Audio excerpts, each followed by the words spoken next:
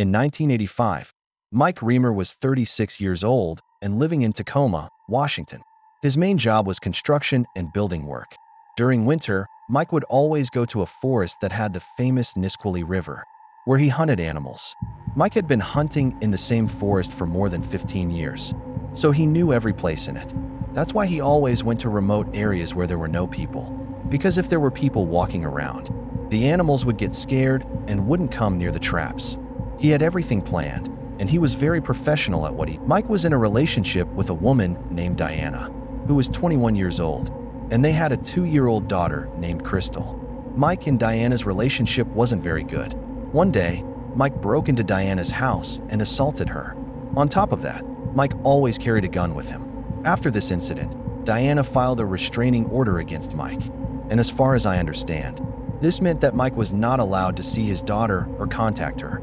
Despite all the problems between them, both of them loved their daughter, and anything their daughter needed, they would provide it for her regardless of their issues. I want you to stay until the end of the video, because the ending of this story will shock you beyond imagination. In December of the same year, 1985, Mike and Diana reconciled, the case was dropped, and they started living together again. Life was beautiful. One day, they decided to go on a camping trip to the same forest where Mike always hunted, because it was far from people, quiet. And he knew it very well and knew how to do many activities there. Mike headed to the place where he always set his hunting traps, and they set up their tent nearby. Keep in mind that this area was deep in the forest, with no walking paths, meaning no people came to this place. You might ask, why did they go there? Simply because Mike was used to this place, knew it well, and had it memorized. On the same day, after a short time, people saw a small girl standing near a Kmart store. This store was about 32 kilometers away from where Mike and his family were camping. And if you're wondering who the girl was, it was Crystal, Mike's daughter. When the workers at Kmart saw her, they were shocked by her behavior. She looked extremely scared and kept turning around while walking, as if she knew someone was going to come from behind and hit her or hurt her. The workers tried to ask her, "What's your name? Where are your parents? Your mom or your dad? Anyone?" Unfortunately, the girl didn't answer any question. At that point, the worker decided to keep her there and call the police. When the police arrived, they asked her the same questions, and she still didn't answer. So they took her to a child care facility and published her photo in the newspaper, writing that anyone who knew the girl should call this number. 2 days after the announcement, the girl's grandmother saw it. She was shocked, because she knew it was impossible for Mike and Diana to abandon their daughter or harm her. No matter what problems they had, there was no way this could happen. Before calling the number in the ad, she called Mike. He didn't answer. She then called Diana. Diana didn't answer either. At that moment, the grandmother knew something terrible had happened. So she called the number and said, "I'm her grandmother. Where's the girl? What's the story?" The police gave the grandmother the address of the center where the girl was placed. She went there, and thank God, the girl recognized her grandmother, was happy to see her, and started talking. Naturally, the first question the grandmother asked was, "Where are your parents? Where is your mom or dad?" Crystal answered her with just one sentence, "Mommy is in the trees." The answer wasn't very clear. The girl was only 2 years old and couldn't really talk, so this sentence was the maximum she could say. Every time the grandmother tried to ask more questions, Crystal repeated the same sentence, "Mommy is in the trees." At that moment, the police arrived at the center. The grandmother asked them where the girl's parents were and where they found her. They said they had no information, because the girl wasn't talking and they only found her near Kmart. Thankfully, the grandmother was smart and told the police that the girl kept saying, "Mommy is in the trees," and she knew that Mike loved camping in the forest, so maybe they were inside the forest. The grandmother gave the police Mike's home address so they could start the search. When they went to the house, the lights were off, there were no sounds, and no one was inside. What the police did next was send a helicopter over the forest to look for any sign that might indicate people or a campsite, because campers usually light fires and so on. A man was walking his dog in the same area where Mike and Diana disappeared. He saw a red pickup truck covered in snow. This was strange, because on the day he saw the truck, it wasn't snowing.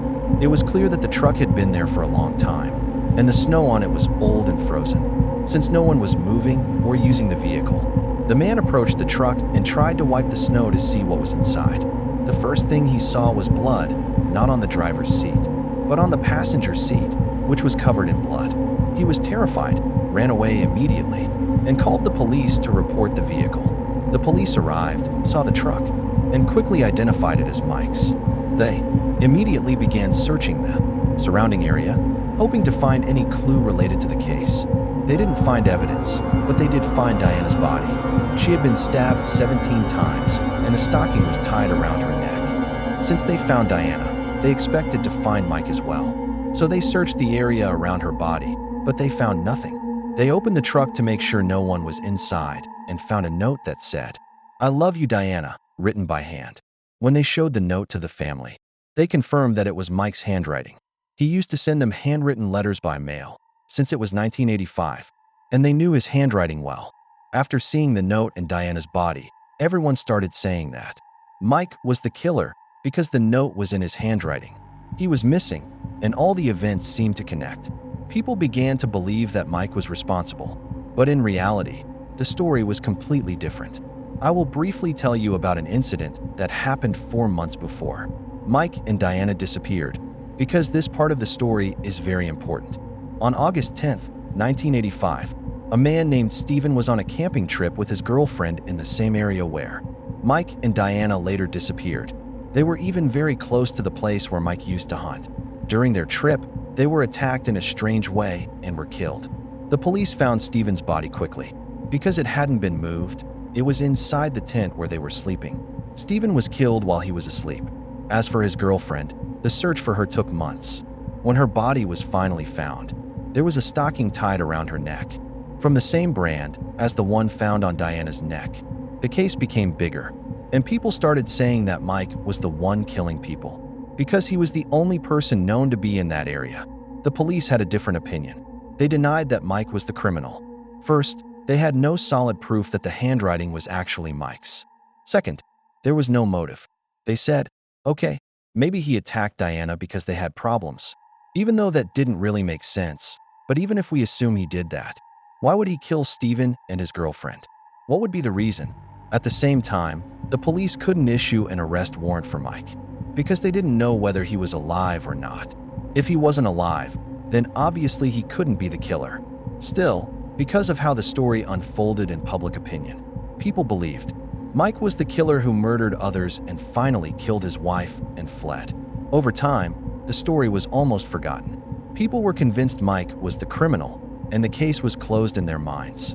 But after 26 years, in 2011, a man was walking in the same forest where the crime happened and found a piece of a human skull. He reported it to the police. The police came and searched the area again and found another piece of the skull, but they couldn't find the rest of it or any other body parts. After analysis and investigation, it was confirmed that the skull belonged to Mike. They couldn't determine the cause of death because they only had one bone from his skull.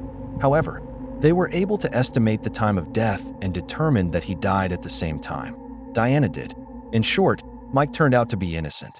The real criminal was a serial killer who only killed couples, a man and a woman, together, and the stocking tied around the victims. Next was his signature. Unfortunately, there is no information at all about the killer, and they don't even know if he is still alive and killing people or not.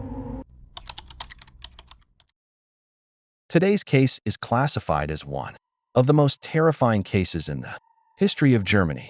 The reason is that the crime happened on March 31st, 1922, and the investigation continued until 2007, meaning the investigation lasted 85 years. Why did the case take all this time? Or rather, what exactly happened? As I told you at the beginning, on March 31st, 1922, in the German city of Bavaria, 5 people from a family called the Gruber family and the maid who worked for them were murdered inside their farm. Their bodies were found in the barn of the farm. To understand how the crime happened, we need to go back about 6 months. During that period, the maid who worked for the family in the house and on the farm used to hear strange sounds all the time, knocking sounds on the doors and whispering sounds. She would tell the family about these sounds, but they didn't believe her. They told her she was imagining things and that there were no sounds, no whispers, nothing. But the girl was sure about what she was hearing, and because of her fear, She quit the job and left. Things stayed normal with the family during that time. One day before the crime, the Gruber family hired a new maid to work with them. Unfortunately, that was her first and last day. You'll ask me why? Because on the same day the new maid arrived, the family started noticing the same things the old maid had talked about. They began hearing the same sounds she mentioned. Not only that, many strange things happened in the house that same day. The father found a newspaper in the house that he didn't recognize. He wasn't subscribed to it and had never bought it before. Neither he nor anyone else in the house. They also lost a keychain that had keys to the farm doors. They had a special room for tools, where they kept everything they might need, from an axe for chopping wood to digging equipment, and so on. And if you compare these things to what I'm about to tell you now, you'll realize they weren't normal at all. The weather was snowy at the time, and the ground was covered in snow. They saw footprints of a person coming from the nearby forest and entering the house. The problem was that there were no footprints going back out. There were only footprints going in, but no footprints leaving. That means the person who entered was still inside and had not gone back out. Andreas, the father of the family, was very disturbed by this. He went to his neighbor named Lorenz and told him everything that had happened since the old maid was there. Lorenz offered him weapons so he could protect himself better, but Andreas refused and said there was no need to make the situation bigger than it already was. That night, unfortunately, the killer who was inside the house dragged the family members one by one to the barn and killed them with an axe. All the family members were killed in the barn except for a small child who was 2 years old and the new maid. They were killed in their rooms. Unfortunately, neither the police nor the people in general discovered the crime until April 4th, meaning 4 or 5 days later. According to the residents of the area, they didn't notice anything strange about the farm. The chimney was working and smoke was coming out. The animals had food and were eating. Everything looked normal on the farm. Even the mailman came and delivered mail to them one day after the crime and didn't notice anything wrong. The guard dog was in its place and nothing had changed. For days after the incident, a man who had agreed with the family to fix their generator came to the farm. He knocked on the door, but no one opened. At first, he found it strange, because they had an appointment and were supposed to be home. But when no one opened the door, he decided to fix the machine by himself, since the generator was outside the house, and he didn't need to go inside or have anyone explain anything to him. As I told you, they had already talked before, and he knew everything and had agreed with them to come and fix it. After he fixed the machine, he saw a dog tied to the front door of the house. The dog wasn't there when he first arrived. When he saw the dog, he said to himself, there must be someone inside the house. He knocked on the door again, but no one answered. So he decided to go to their neighbor Lorenz, because he was their closest neighbor. He told him the whole story, how the dog wasn't there at first and suddenly appeared, and asked him that if he saw the family, he should tell them that he came and fixed the machine. After he fixed the machine, he saw a dog tied to the front door of the house. The dog wasn't there when he first arrived. When he saw the dog, he said to himself, there must be someone inside the house. He knocked on the door again, but no one answered. So he decided to go to their neighbor Lorenz, because he was their closest neighbor. He told him the whole story, how the dog wasn't there at first and suddenly appeared, and asked him that if he saw the family, he should tell them that he came and fixed the machine. He left the farm and called the police. When the police arrived and examined the bodies, they discovered that the victims had died on March 31st. The police started investigating, questioning people, and searching, but they couldn't figure anything out. The most suspected person was their neighbor Lorenz for several reasons. The first reason was that he was the one who reported the crime and found them. Why wouldn't he be the one who committed the crime and then reported it to shift suspicion away from himself? The second reason was that he was the closest person to them. In the area, closest in distance, I mean. The third reason was that Lorenz had once asked Andreas for his daughter's hand in marriage, and Andreas had refused. So maybe this motivated him as a form of revenge. But later, they couldn't prove the accusation against him. The reason was what I mentioned earlier. There was someone living in the house, keeping the fire burning and feeding the animals. At the same time, Lorenz was in his own house, and he had witnesses that he had been there and had not left during that period. So they couldn't prove the crime against him. The investigation continued until 2007 with no result. and there was no single person they were able to prove the crime against. September 2010, a man named Greg Flanagan, age 55, who was married to a woman named Susie, booked a room at a hotel called Elegante in Texas, USA to spend the weekend and relax there. When Greg was young, he worked as a ship engineer, and he spent all his time at sea, literally all his time, to the extent that he could stay 2 or 3 months on a ship until it reached its destination. When he got older, he changed his profession and started working in real estate, buying and selling land. Because of the difficulty of his previous job, his body was weak when he was young. By weak, I mean thin, even though he didn't exercise or follow any diet, on the contrary. But because he was always working, his body burned a lot of calories, so he was always thin. Another important detail, he smoked a lot, and this will be important in the puzzle of the story. Every Monday, Greg would leave the area he worked in, Louisiana, and go to Texas to the hotel where he would rest. The company he worked for made the hotel reservation. The hotel was not luxurious, very ordinary. Greg himself didn't care about the hotel's quality. All he cared about was a place with a bed to rest after long work hours. When Greg entered the room, the bathroom was immediately on his right. Directly opposite the main door there was a window, the bed was on the right, and on the left there was a TV. I describe the room layout because the room's shape and wall directions are part of the puzzle. Greg placed his suitcase in front of the bed, opened it, and put his things in the closet in the room. He changed from jeans and his clothes into pajamas. Greg didn't like going out at all or mingling with people. The thing he enjoyed most was sitting alone in the hallway and resting. So Greg turned on the air conditioner to the highest setting because he always liked to sleep in a very cold room. Then he sat on the bed, placed 2 pillows behind his head, put a cigarette in front of him, and a piece of candy to eat, took the TV remote, and settled in to rest. Everything was fine. The night passed, and the next day, September 16th, his wife Susie tried to contact him, but he didn't answer. She was very surprised and scared because she was used to contacting him, as he always worked and communicated with Susie via messages and calls to update her. When she called his personal number, he didn't answer. She then tried calling his office, and at first he didn't answer. The 4th call, one of his colleagues noticed the phone ringing repeatedly. He answered and said, "Your husband isn't here. He didn't come to work." Here Susie started to feel something was really wrong. She told the person on the phone that she tried to call him many times and didn't get a response. They knew he had to be in the hotel because it was his rest period. She asked the person to go to the hotel, check on his room, and make sure he was okay. He agreed because Greg was his friend and he wanted to check on him. 2 of his colleagues went to the hotel.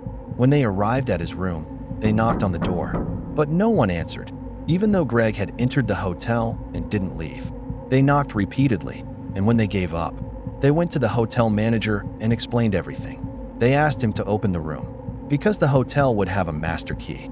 Besides the guest's key, they opened the room and found Greg dead. The way Greg's body was positioned was strange. It seemed he died suddenly while sitting because he was lying on the floor, with a cigarette in his left hand.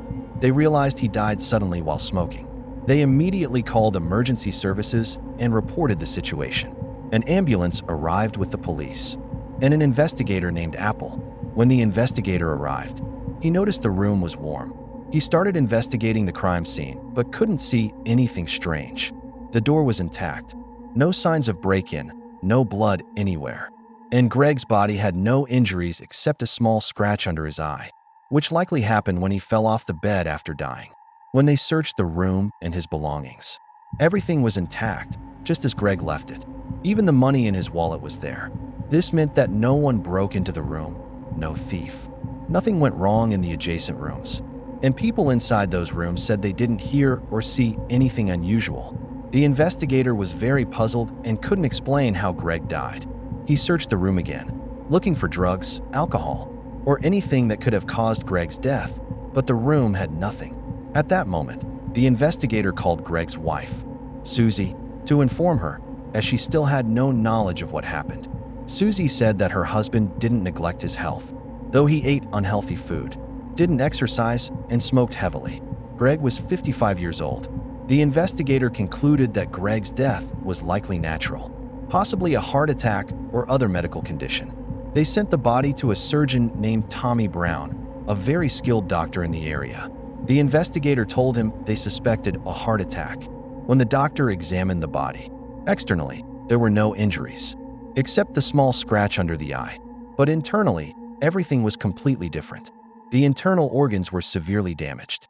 There was still food in his stomach, a lot of internal bleeding, broken ribs, and a hole in his heart.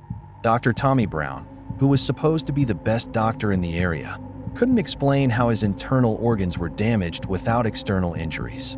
He could only conclude that Greg's death was not natural. The injuries inside his body were impossible unless exposed to a heavy impact, such as a car accident or a heavy object falling on him. Since Greg was in the hotel and no one heard anything, it was likely he was struck by something inside the room. Even the doctor wasn't fully convinced, so he told the investigator that Greg died from external trauma. Investigator Apple was shocked and tried to figure out who could have killed Greg, but found no evidence. The only strange detail was that the room was warm, which confused him because Greg never slept in a warm room. The investigator searched the hotel and everything that happened that night until he found something interesting. Before Greg died, he had tried to make popcorn in the microwave, but the circuit breaker tripped, shutting off the power, not just in his room, but in the adjacent rooms as well. When the hotel staff came to fix the issue, investigator Apple considered two possibilities. The person who came to fix the power killed Greg. Someone in the adjacent room got angry because the power outage ruined something and accidentally killed him. Investigator Apple questioned them, but they denied any involvement.